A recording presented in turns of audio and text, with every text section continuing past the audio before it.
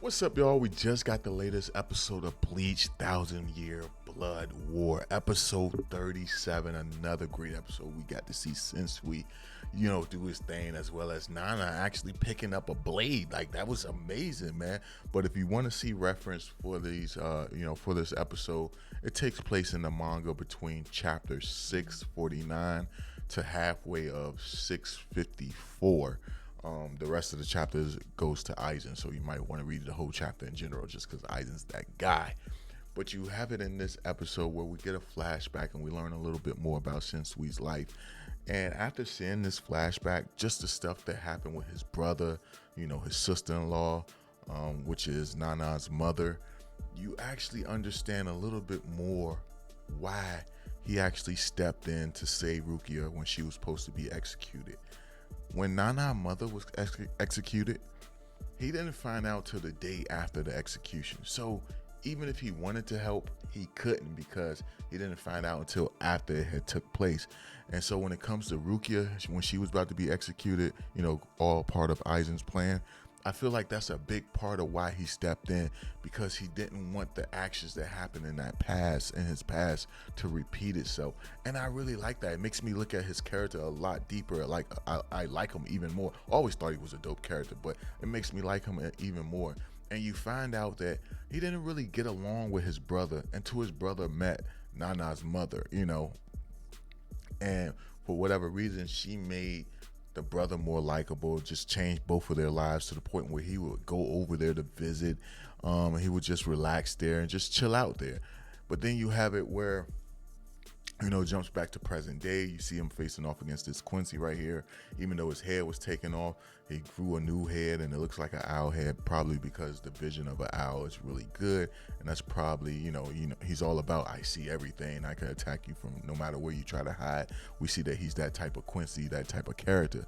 But you have it where, it keeps going back to the past, and you find out that Nana's mother is a part of a clan that was cursed. They don't have their own Zanpakuto. They have a Zanpakuto that's passed down from person to person throughout their bloodline. And whoever has the sword, the Zanpakuto, when they go to get married, their husband will die from some type of curse. And it happened to Sensui's brother. His brother passed away. You see that his brother gave him one of the hairpins that he got from his wife. He gave to Sensui as something he treasured a lot, that he wanted him to hold on to for him. And then you have it where Nana's mother, you find out that she has this sword, the sword that's cursed, and she's like, yo, I want to give this sword to you to hide it from my daughter, to keep my daughter from, suffering the fate of this curse. And he chose to do so. He gives it to one of his swords to actually hide, the one that likes to play the game hide and seek, and it's been hidden all this time. But you have it where she gets the sword from him, and you have this amazing moment where, you've been trying to keep me away from my curse. Allow me to accept my curse. And I just thought that was such a beautiful moment. You see right here the mother, Nana's mother giving, Sensui the actual sword, the cursed sword, the cursed Zanpakuto. And you have it where she takes it out in battle to face off against this Quincy that's calling himself a god.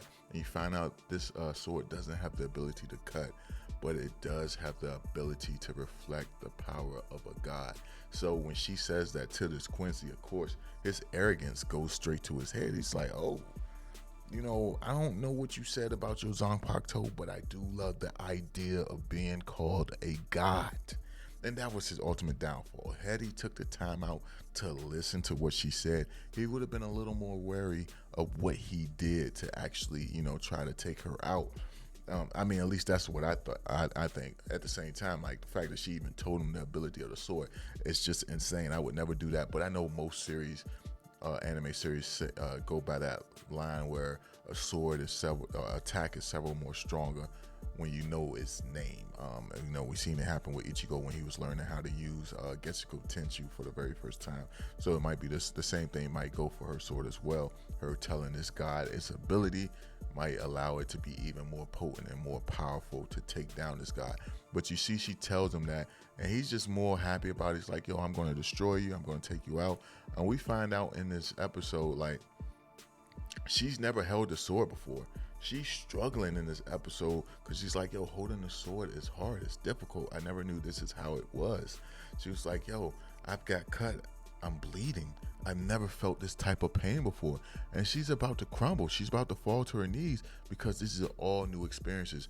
Though she is a Soul Reaper, she never specialized with a Zanpakuto because she never had one. So she's only really good in Keto and other stuff along those lines. She excelled in those areas because she never had a Zanpakuto. And right when she's about to give up, you have it where Sensui returns and he says like, yo, don't worry, I have your back. And this was just, I don't know, such a touching and beautiful moment if you ask me. I really enjoyed it, and it's just like, oh damn, this is dope as hell. But you have it where the Quincy goes to attack her, and you see that he has her back, and she manages to reflect the power of a god back towards this Quincy. And you have it where he's like, oh, she did mention something about this as he's actually being destroyed, deteriorating, falling apart. And my whole thing is like, yo, had you had paid attention to her words, you would have known not to use an attack like that would actually harm you. Maybe something a little weaker, maybe wear her down, but like to use a powerful attack. Like, I mean, like this dude was absorbing all the reishi in that area. This attack was immense. And that's what was his undoing. So I like the fact that you make it where it's not necessarily that Nana is stronger than him. It's the fact that he was so arrogant that he ignored the abilities of her Zanpakuto once it was presented to him. He's just like, yo, I'm a god. There's no way something like a being such as yourself can take me down.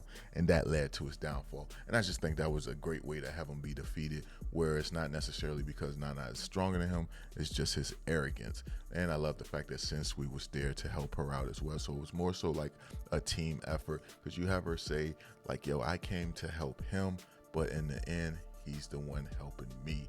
And I like that. You have it where after the attack is done, after the Quincy dies and fades away, she's about to collapse, but he catches her and says like, yo, I'm still here, I still have your back. And he's like, yo, let's go fight the rest of the, let's go help the others. But he realized that he is extremely wounded, he is extremely exhausted. And you have it where he's like, yo, let's just lay down here for a little bit. And I thought that was a great moment as well. But that's pretty much how this episode ends. For me, solid 10 out of 10. Love the original OST from the original Bleach anime playing in the background for some of these moments. It just always makes me think about, like, what was it, 10 years ago? It just takes me back to my childhood and stuff like that, where I'm like, yo, damn, I remember this, man. This is just a nostalgic feeling, but that's just me. Let me know your thoughts on this episode down below. And if you like the video, thumb it up, please subscribe, hit the bell for all notifications, and I'll catch you in the next one, man. Peace.